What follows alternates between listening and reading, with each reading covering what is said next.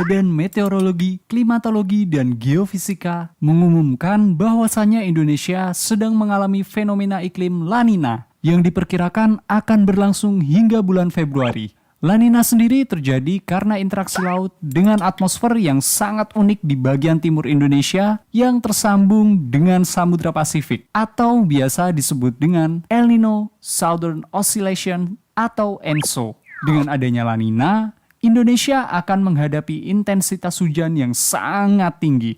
Ini disebabkan oleh angin pasat timur yang membawa air laut hangat dari Samudra Pasifik menuju wilayah Indonesia.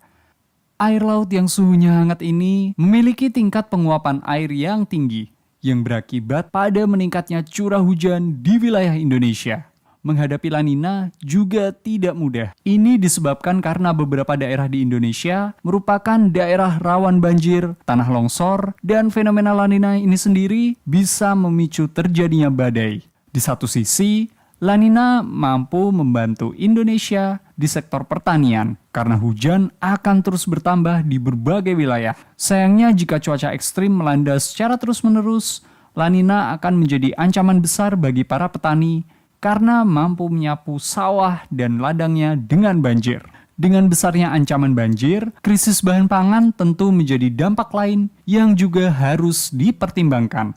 Maka dari itu, di tengah pandemi yang belum juga berakhir, ada baiknya selain menyiapkan masker, siapkan juga payung untuk berjaga-jaga dari frekuensi hujan yang akan bertambah.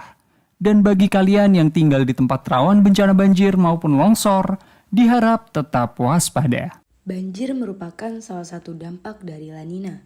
Beberapa bulan terakhir sering terjadinya banjir di Indonesia.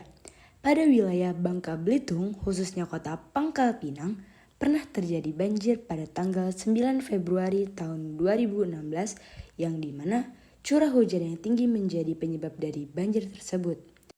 Pada video kali ini, kami akan mewawancarai salah satu RT di wilayah Kecamatan Taman Sari, Kota Pangkal Pinang, yang dimana wilayah ini merupakan salah satu kawasan yang pernah terjadi banjir pada 6 tahun lepas.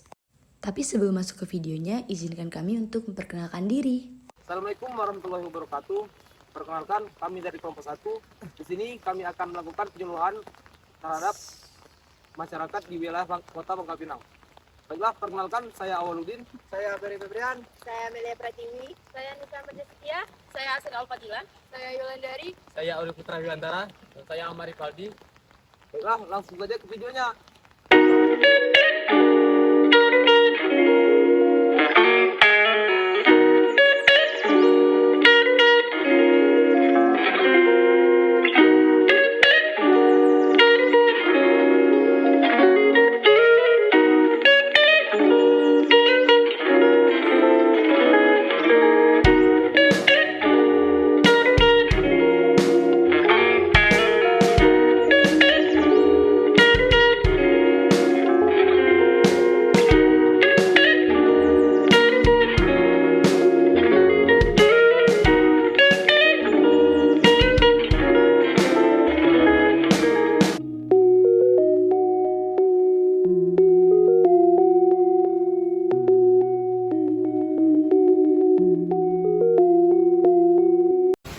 Baik Pak, perkenalkan nama saya Nisa Ambar. Saya dari mahasiswa jurusan Agribisnis Universitas Bangka Belitung.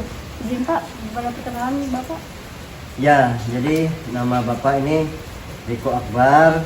Bapak di sini tinggal sejak tahun 6 rumah ini ya. Kita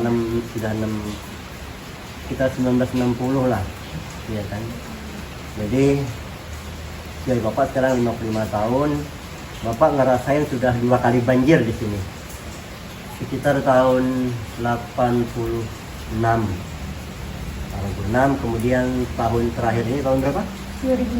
2016. Itu disebabkan oleh apa namanya? Pasang laut. Apa namanya pasang laut? Pasang laut. Jadi penyebabnya pasang laut. Curah hujan begitu deras selama 2 hari 2 malam waktu itu, ya kan.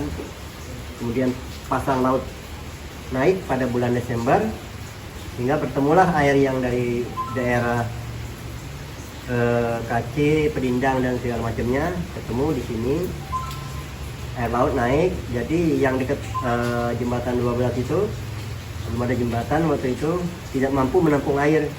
Jadi roboh itunya.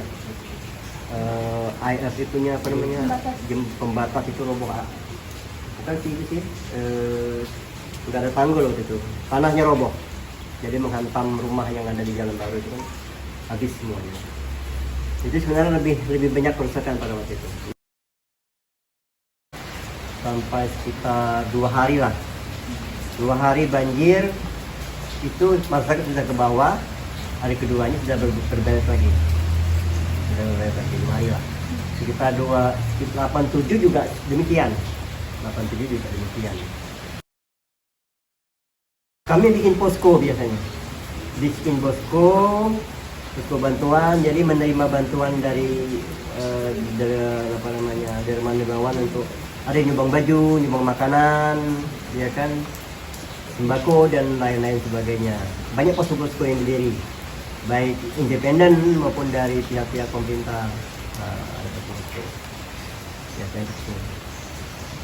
Dan ada juga patroli malam, patroli yang dilakukan dengan menggunakan speedboat dari aparat, dari kepolisian dan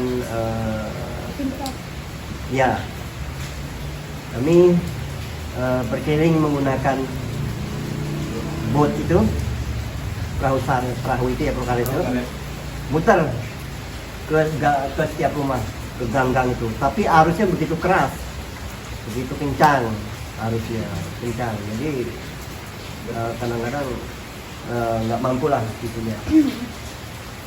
Jadi ada warga yang sengaja tidak mau mengungsi, dia tinggal di rumahnya. Biasanya rumah 2 tingkat rumahnya.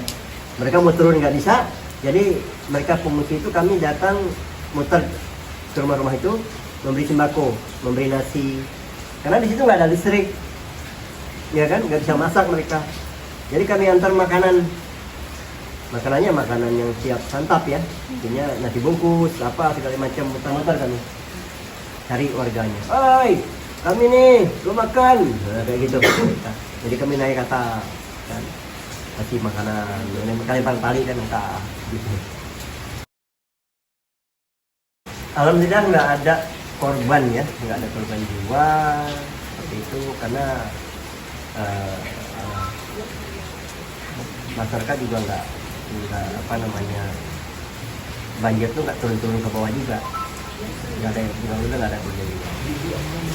Terima kasih Pak atas datanya. Setelah kami melakukan survei dan wawancara kepada Pak Riko Akbar selaku Ketua RT 03 RW 01 Kelurahan Gedung Nasional, kami melakukan penyuluhan ke warga-warga sekitar. Pada penyuluhan yang kami lakukan, kami menyampaikan cara-cara mengatasi atau mencegah dampak fenomena La Nina, yaitu bencana banjir. Di antaranya, membuat fungsi sungai dan selokan dapat bekerja dengan baik, melakukan reboisasi dan membuat biopori, memperbanyak dan menyediakan lahan terbuka untuk penyerapan air, membuat drainase agar air bisa mengalir dan membuang sampah pada tempatnya, serta melakukan kerja bakti atau gotong royong.